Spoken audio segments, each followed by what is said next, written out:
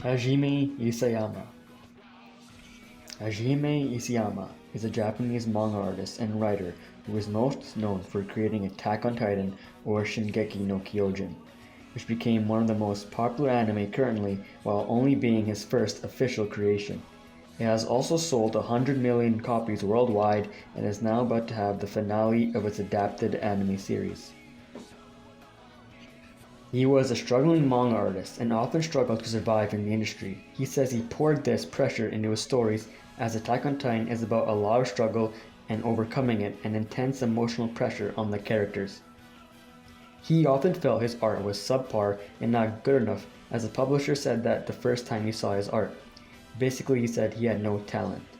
However, many fans at the time loved his art, although had some issues, but it improved with time and became the dark fantasy mythological style it is now.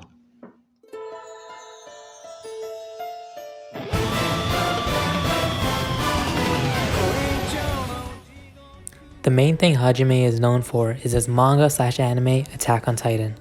It's set in a world where humanity lives inside cities surrounded by huge walls which protect them from titans. Titans are essentially giants who have a strong bloodlust and love to eat humans. The story follows Eren Yeager, a teenager who's devoted to killing titans and freeing mankind from the walls. Hajime made sure to include a lot of ideological themes in the show as well. It has themes of war, survival, being an underdog, coming of age, as well as veganism, as one could make the argument that what the titans do to humans is no different from what us humans do to animals. It also contains religious themes, and later on in the seasons, without getting into spoilers, the show also introduces themes about classism as well as discrimination. Overall, it's clear that Hajime had a lot to say with this show. The anime draws influences from many different areas of media, from movies to video games and other anime as well. The horror film industry in Japan in particular was something that inspired him, as well as a visual novel video game, Muv-Luv. Other films that inspired it were Godzilla, Watchmen, Ortha, and more. Here we have a video of him going into detail about his influences.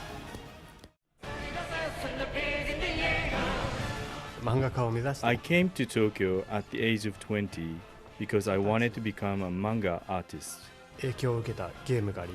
I got the idea for Attack on Titan from a computer game. The whole universe was under attack from aliens. I thought if those monsters ate humans, that would be pretty interesting. The cruelty of man-eating titans.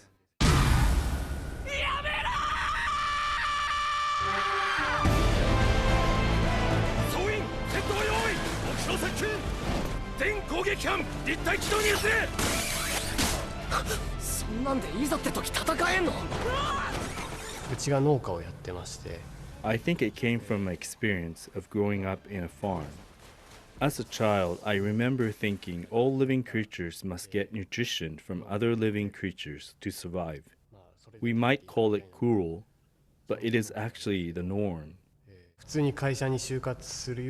Just like any other aspiring manga artist, I visited several major publishing companies to get Attack on Titan evaluated. They liked my storyline, but said the quality of my drawings was poor.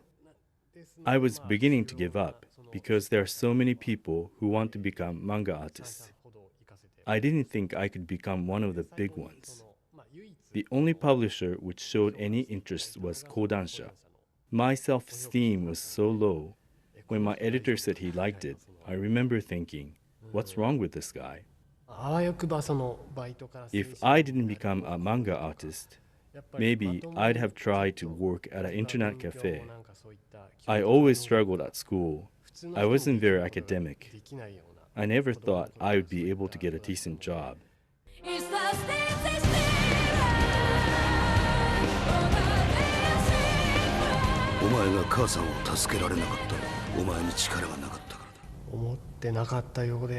Was I expecting it to be such a massive hit even outside Japan?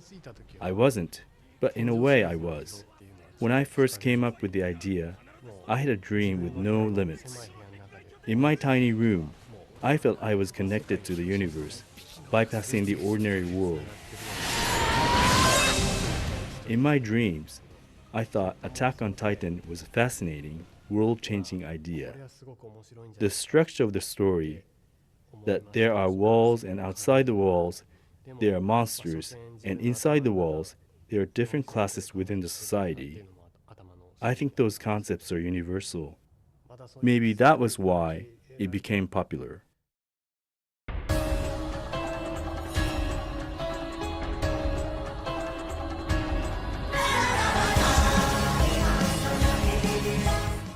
Significance. Attack on Titan has become very significant to the anime industry as well as audience outside of Japan. The manga sales have been impressive to say the least. In April 2014, it had sold 30 million copies and has only increased since then. By December 2019, the copies sold exceeded the 100 millions. For nearly 7 years now, it has been in the top 4 selling manga for each year, with it being the second highest selling manga in 2017, behind One Piece. The success of Attack on Titan has exceeded past Japan though, as in North America, 6 of the 7 volumes charted in the New York Times manga bestseller. Because of this, Attack on Titan has broadened the audience for anime, making it more mainstream for people in North America. It's introduced so many new people into this new art form known as anime, and has also helped make dark and more mature anime a lot more mainstream.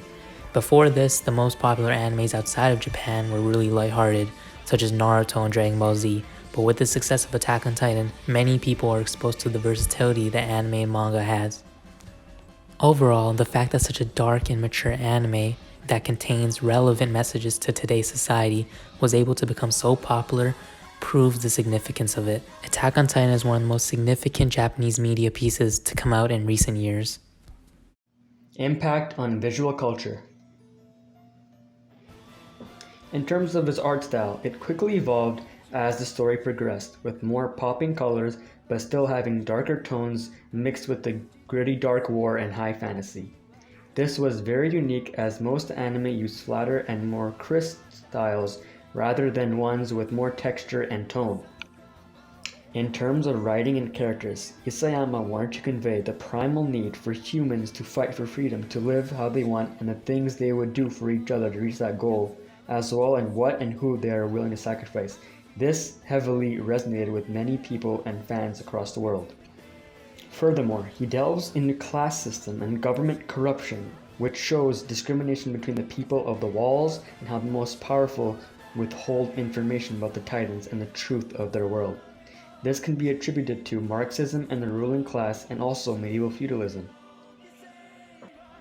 Other influences are also from various mythologies and fantasy, with there being a Germanic setting and a lot of the lore being based on those Northern European myths in a more 1700s and 1800s setting.